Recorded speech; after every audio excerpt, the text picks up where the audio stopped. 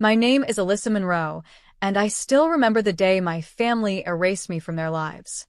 It wasn't dramatic, just one cold dinner table where love turned into silence after I told them I was marrying Marcus, the man they refused to see as anything but a mistake. That night, I left home with nothing but a suitcase and a promise that I would survive without them. 9 years passed with no calls, no birthdays, no apology, just silence, so heavy it became its own kind of grief. I built a quiet life beside Marcus, who never once made me feel like I was less for choosing him. We were poor, overlooked, and invisible to the world that had already decided we wouldn't last. Then everything changed the day Marcus's startup went public, and our bank account stopped looking like a struggle and started looking like power. I didn't tell anyone from my past, not even when I heard the knock at my door that would reopen everything I buried. Standing there was my mother holding a list of demands, smiling like she had every right to the life she abandoned me in years ago without remorse shown. My mother stood in my doorway like she had never left my life. She held a folded paper, tapping it like it was a legal contract instead of guilt. Her eyes didn't even search for mine first. They scanned the apartment like she was evaluating profit. "We saw the news," she said softly, finally looking at me. I already knew what "we" meant. People who erased me now wanted a piece of my life. Marcus had warned me this would happen the moment his company hit 44 million valuation. She slid the paper closer, revealing demands for money, property, and family reconciliation compensation. I felt something inside me tighten. Not anger yet, something colder forming instead. I looked at her for a long moment, realizing she didn't come to reconnect. She came to collect. Then I heard footsteps behind me. Marcus was home early, and I saw my mother notice him before I even turned. Her expression changed instantly. The same man she once called unworthy, now standing in silence behind me in a tailored suit worth more than her entire life. Her voice cracked as she whispered, "We need you to save us. You owe us everything now, please." The word, "oh," hit the room like a slap I didn't see coming. Marcus didn't move, but I felt his presence shift behind me like a warning. My mother stepped forward, suddenly smaller, as if success had shrunk her pride instead of expanding it. She held out the paper again, this time shaking, as though desperation had rewritten her confidence. "I raised you," she said, voice cracking. "You don't just walk away from family like that." Something inside me finally broke, not loudly but cleanly, like glass deciding it no longer wanted to hold weight.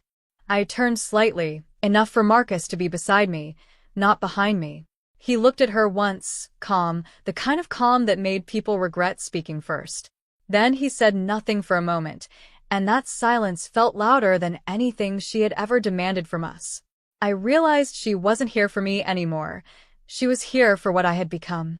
And that's when Marcus finally reached for my hand, squeezing it once, as if asking silently whether I still belonged to the past or to the life I chose.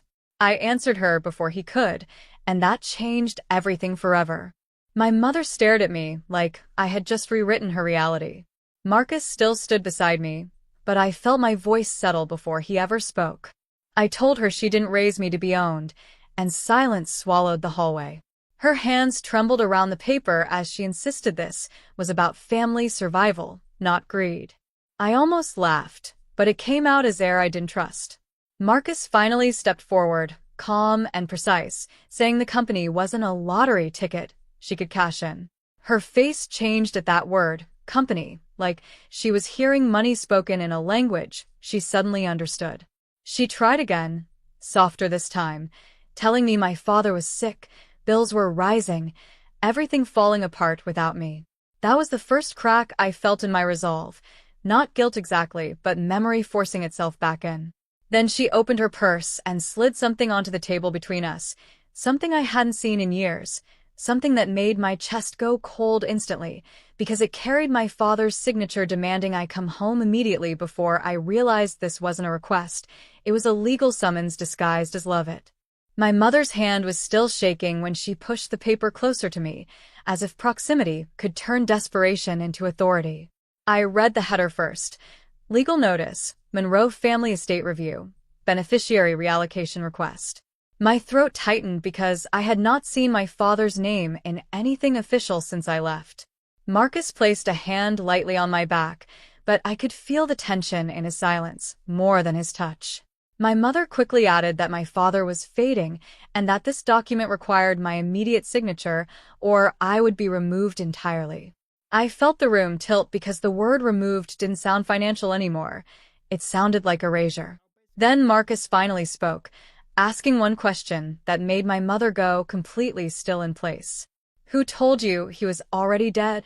The color drained from her face, so fast it looked rehearsed. She tried to speak, but nothing came out, only a dry movement of lips. I stepped forward for the first time, reading the bottom of the document where a handwritten clause had been added after notarization. It was signed not by my father, but by someone claiming control of everything I knew. My mother's eyes flickered when Marcus said that. The silence that followed felt engineered, like someone had rehearsed the moment for us. I looked at the signature again, my fingers tightening around the paper as Marcus leaned closer.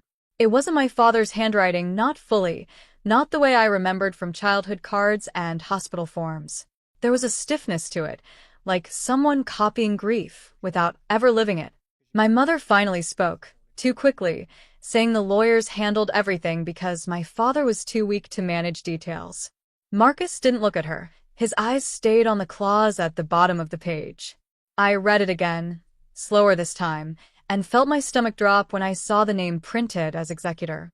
It wasn't my father. It was someone I hadn't seen in 9 years, my Uncle Raymond, the man who disappeared after the argument that split our family.